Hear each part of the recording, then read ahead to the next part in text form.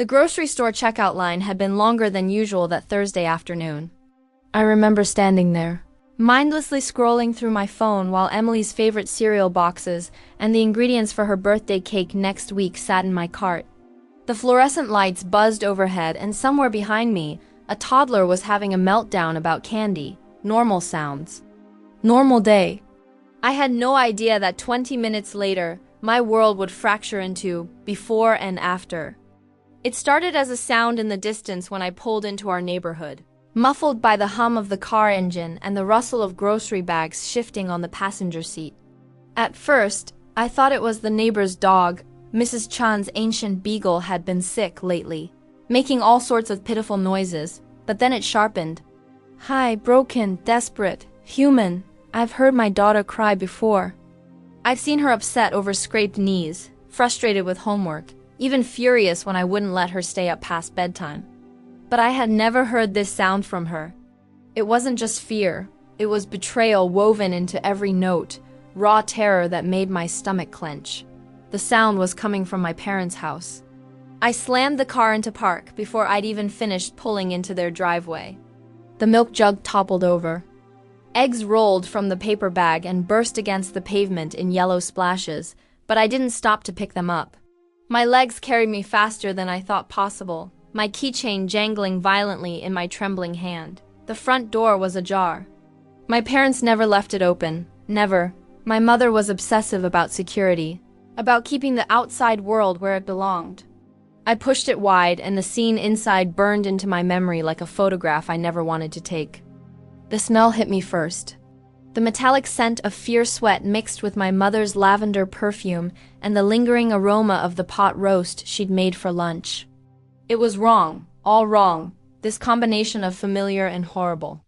Emily was pinned to the dining chair I'd polished every Saturday as a child, the one with the slight wobble in the left leg that my father had never bothered to fix. My mother stood behind her, arms locked tight around her shoulders like a straitjacket, her knuckles white with effort. Her chin jutted forward with that expression I knew too well, the look she wore when she thought she was saving someone from themselves. My father was behind the chair, one massive hand gripping the backrest so hard his knuckles had gone pale, the other pressed firmly to Emily's head to keep her still. His face was stone, the way it always was when he decided something needed to be done, and feelings didn't matter.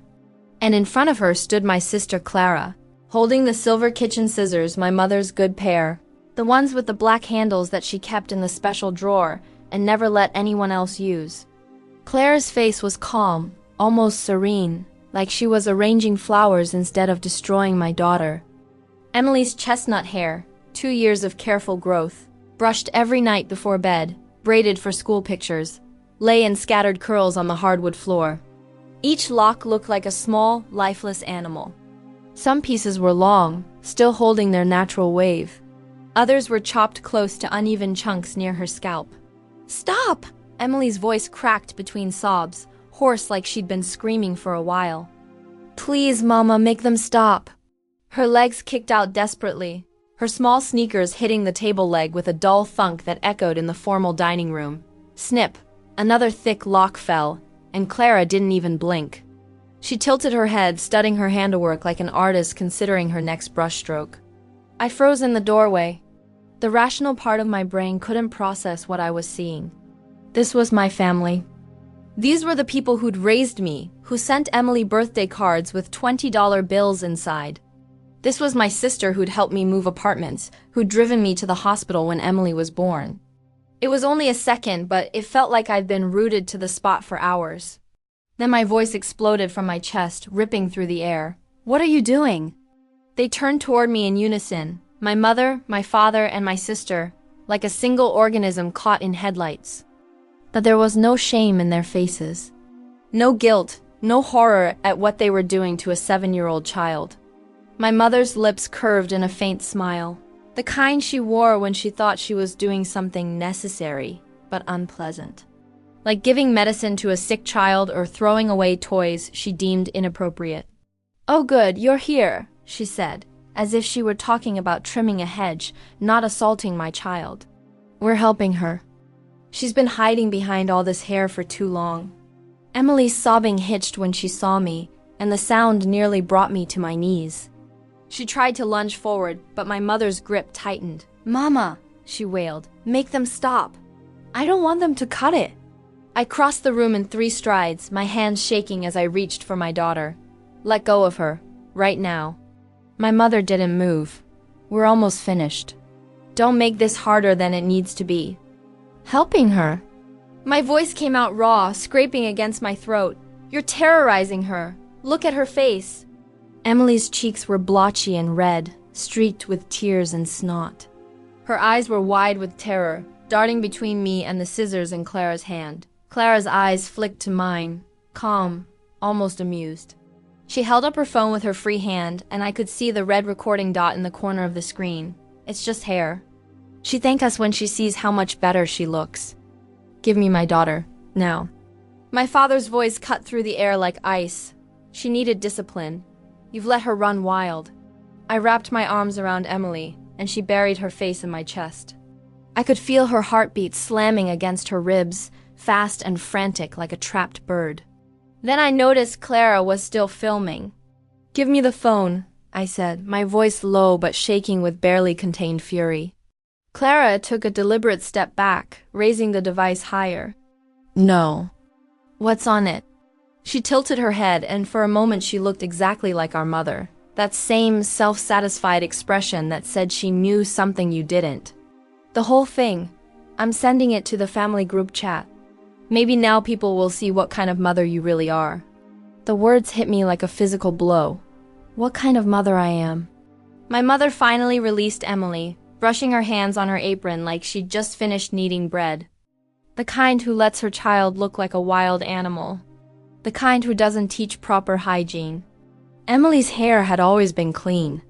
I washed it twice a week with expensive shampoo that smelled like coconuts. I brushed it every morning, worked conditioner through the tangles with infinite patience. She loved her hair.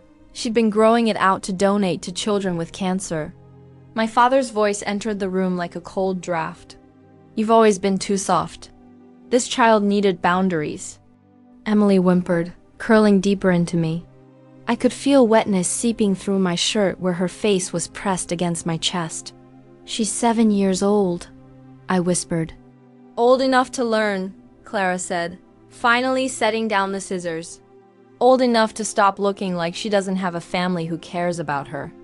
I looked around the room, at the scattered hair, at Emily's red face, at my family standing there like they'd just done something admirable. And I realized this wasn't about hair at all. This was about control. That dining room had been my childhood battlefield. The mahogany table where I'd sat through countless lectures about proper behavior and what people would think. The chandelier my mother polished obsessively, as if dust were a personal failing. The china cabinet filled with dishes we never used but had to keep perfect, just in case someone important came to visit. This was the place where my mother scolded me for talking back when I'd asked why. I couldn't wear the bright yellow dress I loved. Where my father sat in silence, eyes fixed on his plate, never intervening when her criticism turned cruel. Where I learned that love came with conditions. And those conditions always involved becoming smaller, quieter, more palatable. Appearances were currency in our home. You didn't cry in public. You didn't wear bright colors unless they were tasteful. Your hair had to be cut just above the shoulders, styled into something ladylike. You spoke when spoken to. You never, ever made anyone in our family look bad. I left home at 19, 2 weeks after graduation. My mother called it running away, but it was survival. I refused their money, their offers of help that came with strings attached, strings that would have kept me tethered to their expectations forever. When Emily was born 8 years ago, red-faced and screaming, I held her tiny body and made promises. I swore she'd grow up free. She would wear mismatched socks if she wanted to. She would paint her nails blue and green and purple. She would speak her mind and take up space, and most of all, she would grow her hair as long as she wanted. My parents hated it from the beginning. "You're hiding behind all that hair," my mother would sneer during our monthly visits. "She looks unkempt," my father would mutter. "Like she doesn't have anyone taking care of her." "People will think she's homeless," Clara would add, always ready to pile on. I thought it was just criticism, the same nitpicking I'd endured my whole life. I didn't know it was resentment building like pressure in a sealed container. I didn't know they saw Emily's freedom as a reflection of my failures as a mother. Emily didn't speak during the 20-minute drive back to our apartment. She sat in her booster seat, staring out the window, her hands pressed to the sides of her head where her hair used to fall like a curtain. I kept glancing at her in the rearview mirror, my heart breaking a little more each time. The haircut was jagged, uneven. Clara had chopped it without any thought to how it would look, just cutting away as much as possible as quickly as possible. "Sweetheart," I said when we stopped at a red light.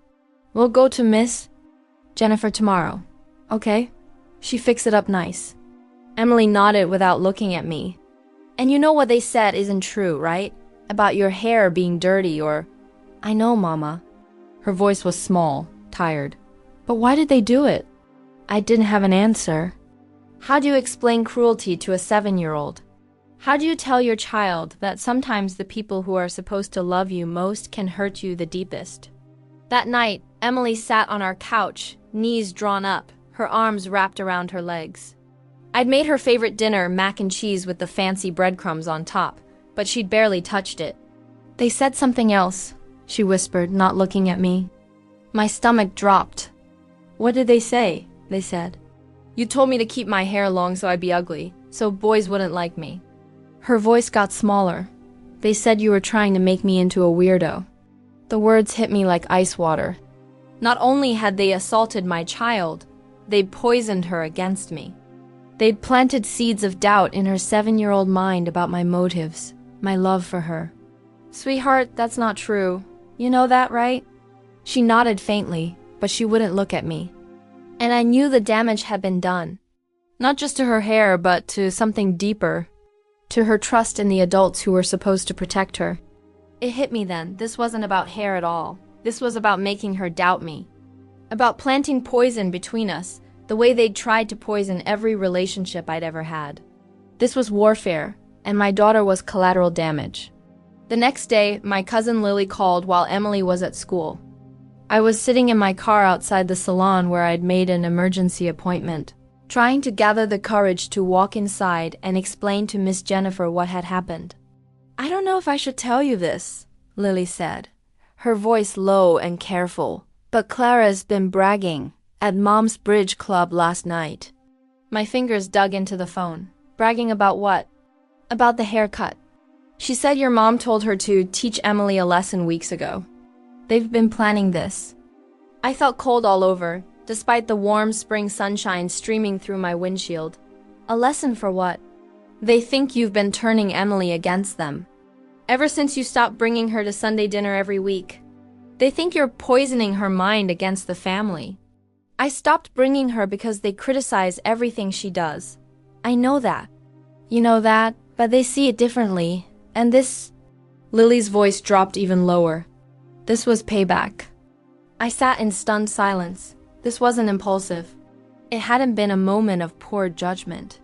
They'd planned to traumatize my child as punishment for my perceived sins. "There's more," Lily continued. "Clara recorded the whole thing. She's been showing it to people, saying it proves you're an unfit mother. She's showing a video of them restraining and assaulting a child to prove I'm unfit. She's spinning it differently. She's saying they had to intervene because Emily was hysterical about getting a haircut, and you weren't handling it." The audacity was breathtaking. They'd turned their crime into my failure. "Lily," I said carefully, "do you know how I can get a copy of that video?" There was a pause. "Why?" "Because I'm going to make sure everyone sees exactly what they did to my daughter." I spent the next week gathering evidence like I was building a legal case. In a way, I was... Emily told me in careful, halting words exactly what had happened. How Grandma had asked her to come over for lunch, and a surprise. How they'd led her to the dining room and told her to sit in the chair. How, when she'd asked what the surprise was, Clara had appeared with the scissors. "I tried to run," Emily said, her voice barely above a whisper, "but Grandpa grabbed me. And Grandma said if I didn't sit still, they'd have to tie me down." I wrote it all down, word for word, my hands shaking with rage. I collected screenshots of the family group chat, where several relatives had expressed horror at what they'd seen, only to be told by my mother that they didn't understand the full situation. I saved every message, every cruel comment, every attempt at justification. I kept Lily's messages where she detailed what Clara had said at Bridge Club. I documented the times they'd criticized Emily's appearance, going back months. And most importantly, I figured out how to get that video. Emily told me Clara had been live streaming to a private Facebook group, one that included most of our extended family. My teenage cousin Marcus was in that group, and when I explained the situation, he was horrified enough to help. "I can't believe they did that to Emily," he said when he called me back. I saved the video before Clara could delete it. "Do you want me to send it to you?" "Yes," I said. "And Marcus, thank you for doing the right thing." Now I had everything I needed. Video evidence, witness statements, documented harassment. All I needed was the right moment to use it. That moment came 2 weeks later when my father called to invite Emily to his birthday party. Of course she'd be there, I told my father over the phone, my voice pleasant and normal. "We wouldn't miss it." Emily looked at me with wide eyes from across the kitchen table where she was doing homework. Since the haircut, she'd been afraid of my parents. She'd asked twice if she had to see them again. "We're going to Grandpa's party," I told her after I hung up. "But this time, things are going to be different." Miss Jennifer had done a beautiful job fixing Emily's hair. It was shorter now, chin length with soft layers, but it looked intentional. Professional. Emily had cried when she first saw it, mourning the length she'd lost. But she'd admitted it was pretty, at least. The day of the party, I dressed Emily in her favorite dress, bright yellow with tiny flowers, the one my mother had always criticized as too loud. I braided a yellow ribbon through her shortened hair. "You look beautiful," I told her, and meant it. "Are you sure we have to go?" she asked for the third time. "Yes, but I promise. After today, we won't have to see them again unless you want to." The house was full when we arrived. Aunts, uncles, cousins, family friends, everyone gathered in the living room with their paper plates and plastic cups of punch. The same people who'd been in that Facebook group who'd seen the video of my daughter being held down and assaulted. Some of them looked uncomfortable when they saw us. Others smiled too brightly, overcompensating. My mother rushed over with a forced smile. "Emily, don't you look nice with your new haircut?" she said, as if she hadn't been the one holding my daughter down while it was hacked off. Emily pressed closer to my side. I smiled, hugged relatives, made small talk about work and the weather and how fast Emily was growing up. I accepted compliments on her haircut with grace, thanking them for noticing how much more manageable it was now. And when dessert was served, when everyone was settled in the living room with cake and coffee, I quietly connected my phone to my father's smart TV. "I have something special to show everyone," I announced, my voice carrying over the conversation. "A video from a couple weeks ago?" The room fell quiet as I navigated to the saved video. Emily's sobs filled the speakers first, that broken, desperate sound that had haunted my dreams. Then the image appeared on the 55-inch screen. My parents holding down my daughter. Clara with the scissors, cutting away chunks of hair while Emily screamed. My mother's face, calm and satisfied. Clara's voice saying, "She thank us when she sees how much better she looks." The room was dead silent except for the audio from that horrible afternoon. Emily's pleas, the sound of the scissors. My father's voice saying, "She needed discipline." Some people gasped. Others sat frozen with forks halfway to their mouths. My aunt's hand flew to her chest. My uncle muttered, "Jesus Christ." I watched my parents' faces drain of color. My father's jaw clenched so tight I could see the muscle jumping. Clara's eyes darted toward the door like she was considering running. But I wasn't done. When the video ended, I didn't turn off the TV. Instead, I pulled up the screenshots of the family group chat. "And here are some of the comments," I said, my voice steady and clear. From people who watched this happen and said nothing. Who justified it, who blamed me. I read them aloud. Every cruel comment. Every justification. Every person who'd watched a child be traumatized and decided it was acceptable. The silence stretched on, thick and suffocating. Finally, I spoke. This is what they did to my 7-year-old daughter. They planned it. They recorded it, they bragged about it, and some of you watched it happen and said nothing. I took Emily's hand. She was trembling, but when I looked down at her, she nodded. She'd known this was coming. We'd talked about it. Emily wanted you all to see this, I continued, because she wants you to know what really happened. Not the version they've been telling where they were helping her, the truth. My mother found her voice first. You're taking this completely out of context. Am I? I turned to face her directly. What's the context that makes restraining a child and cutting off her hair while she screams for you to stop acceptable?